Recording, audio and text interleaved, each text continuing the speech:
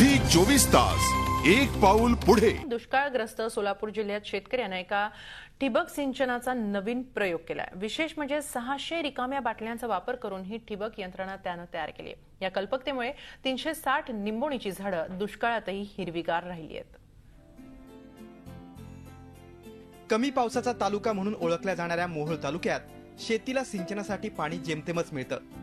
अशातच दुष्काळ पडलेला, त्यामुळे शेतीला आणि बागेला मुबलक पाणी आणणार तरी कुठून? ठिबक सिंचन परवडणार नाही। अशा वेळी पाटकुल गावातल्या नाना सलगरांनी आपल्या घरातली निंबोणीची बाग अनोख्या पद्धतीने जगवली। लोकांनी टाकून दिलेल्या रिकाम्या बाटल्यांचा वापर त्यांनी कल्पकतेने केलाय। 600 रिकाम्या बाटल्यांचा वापर करून त्यांनी घरगुती ठिबक यंत्रणा तयार केली।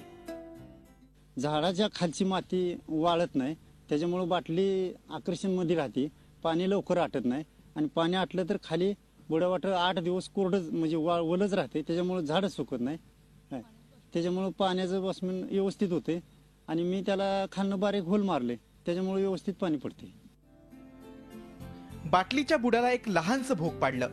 निंबोणीच्या झाडाभोवती 1 फूट अंतरावर लहानसा खड्डा खणून त्या बाटल्या 6 इंच जमिनीत पुरल्या।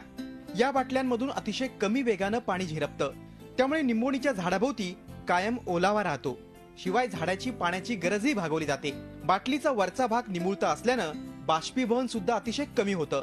सलगर यांची ही युक्ती अतिशय उपयुक्त ठरली आहे, त्यामुळे सलगर यांच्या शेतातली 360 झाडं दुष्काळातही हिरवीगार राहिली आहेत। 6 इंच अंतर सोडला इकडे बुडाला आणि 6 इंच माती खाली पुरली आणि त्या मुळ्यावाट पाणी जाते, त्याच्यामुळे झाड शाबूत राहिलं आणि चौकुंड गारवा त्याचा मुळ्यावाट पाणी गेल्यामुळे झाड शाबूत राहिलं।